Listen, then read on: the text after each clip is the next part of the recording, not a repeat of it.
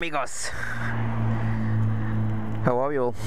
Today I'm reviewing the Ninja 300 from Kawasaki. Pretty good looking bike. This is a Lamb's bike.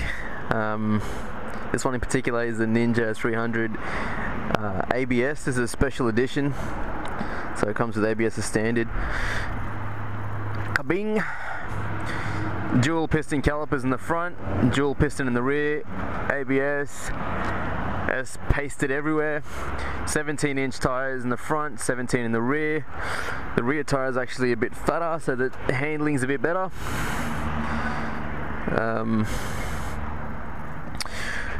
The engine is a parallel twin 296cc. Dual AV cam 4-stroke. It's got a slipper clutch, which is a pretty top-end feature. I don't know if you'd need it on this kind of a bike, but basically what that does is it prevents the rear wheel from locking up when you're downshift and that. Styling is pretty nice, really nice ergonomics. Switch it on. So this is a learner bike. I'll just be reviewing it for someone who'd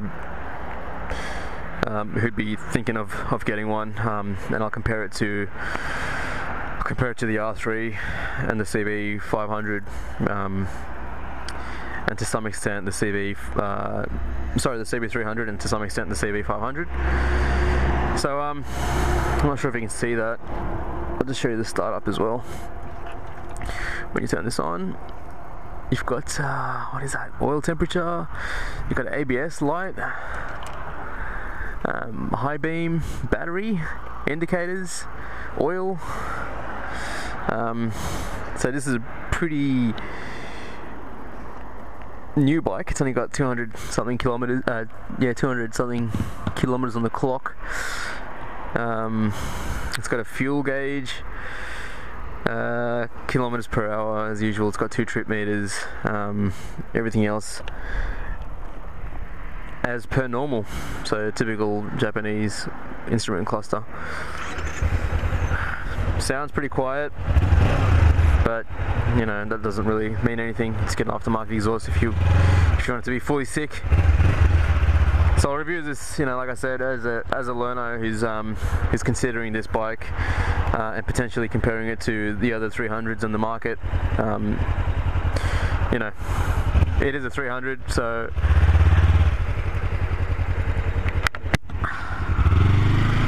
I'm not gonna like review it for experienced riders or anything like that, because chances are you're not gonna be interested in a bike like this if you've already got your full license.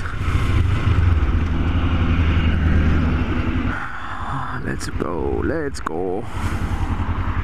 Okay. So you got a plan before you leave when you're on a low capacity bike. First gear is pretty short. Second gear is not much taller, but yeah, you really want to keep this at around 50-60 kilometers an hour, and then just stay on 3rd, 4th gear, and that's where it's got its that's where you find it a bit fun. So you keep the revs over about 6,000 to 7,000 RPM, and it should be fun. This bike has ABS as standard, as mentioned before, so braking, oh, really nice. Really nice. Not like the bikes that I started on when I started riding on, which had 0 features.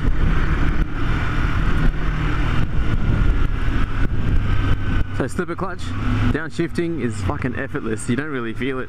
There's no rear wheel lockup. It's beautiful. A really good feature, and not something you'd expect on a small capacity 4-stroke.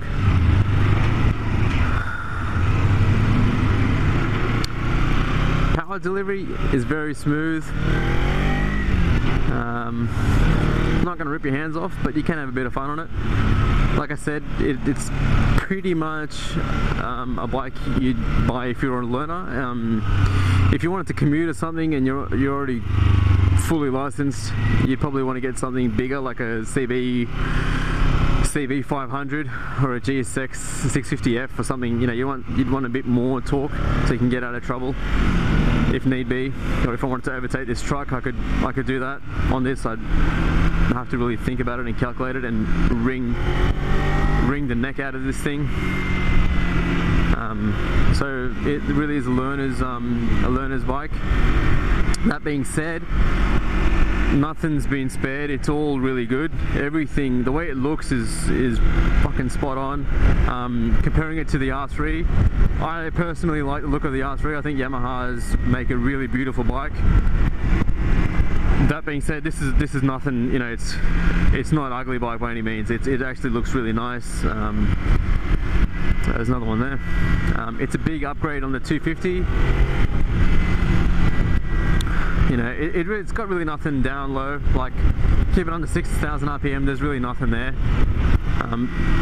But where it really shines is when you keep in that mid-range and I don't know, getting towards a bit of the top end sort of power. It's got a bit more juice.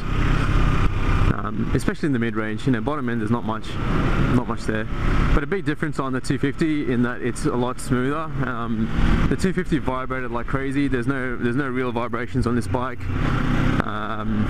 so it definitely is a big upgrade, even though it's only like 40 or 50 cc's more.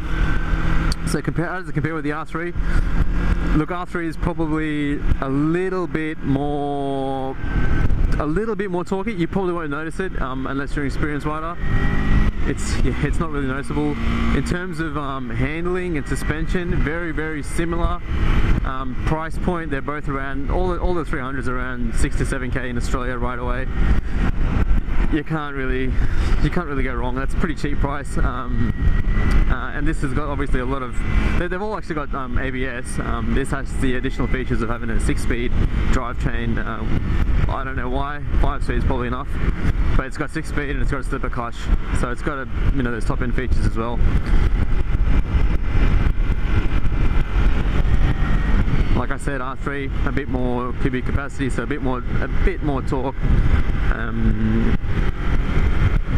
But really hard to notice. And look, I like the look of the R3.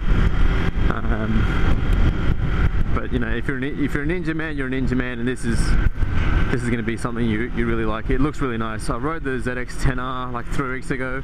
Very similar. So this is based off its bigger brothers, the ZX-10 and the ZX-6R. It's got the same pattern sort of here. It's got a nice tank. The nice metallic spray sort of tank. Like, you can't probably see it in the camera, but it's actually a sort of sparkly gloss metallic tank. It looks really nice. I don't know how to word it, but it looks really nice, and it's probably not visible in the camera. It's actually only visible if you look at it from close up. Graphics on it, yeah, I think they're sticker decals, but look, they look the part. They look pretty good.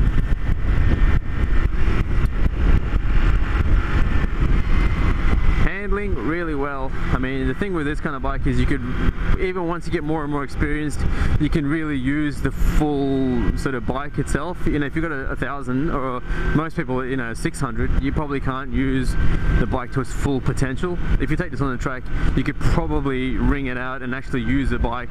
Most of us could, the way it's supposed to be used. You know what I mean? Like, you could get the full potential out of the bike. Whereas most of us probably don't have the skill to use 1000 cc's on a track.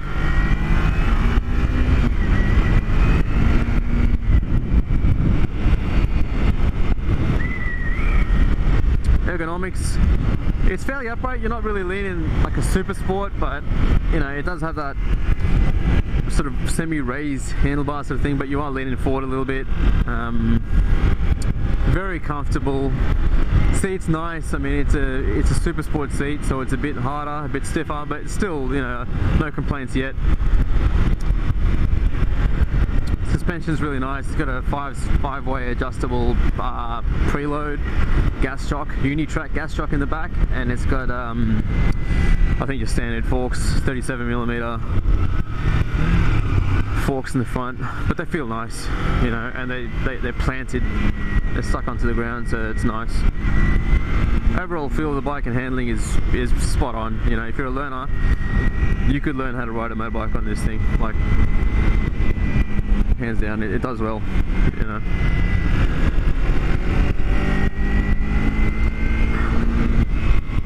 This probably isn't enough, this windscreen, to keep the wind off you. But then again, you're probably not going to be going 150 kilometers an hour for too long on this thing.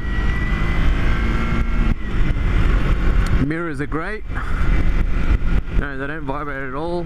Very clear and big enough to see everything behind you. That rear tyre just makes turning this bike really, really easy. Yeah, really nice.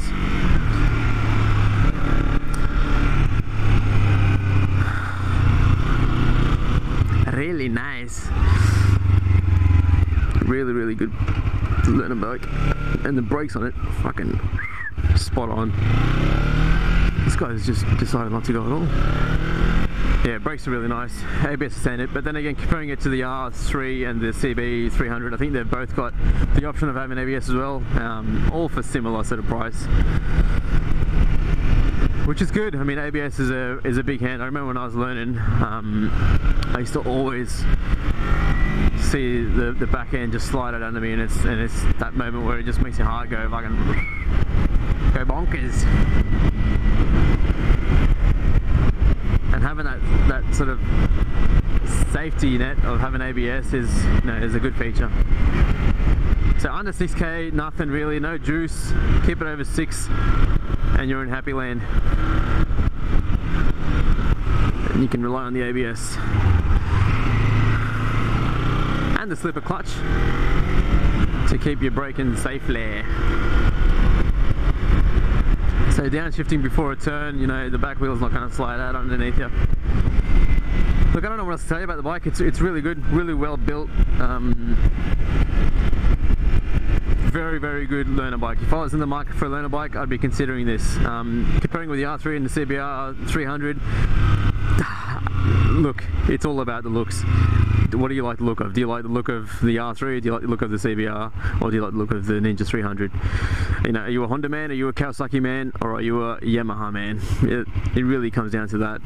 In terms of everyday commuting, you know, you probably want something a bigger CC. You'd want a CB 500 or a you know, a Gladius or something like that. But if you're in the learner market, there's nothing wrong with this. It does everything well. No complaints whatsoever. Adios guys, thanks for listening.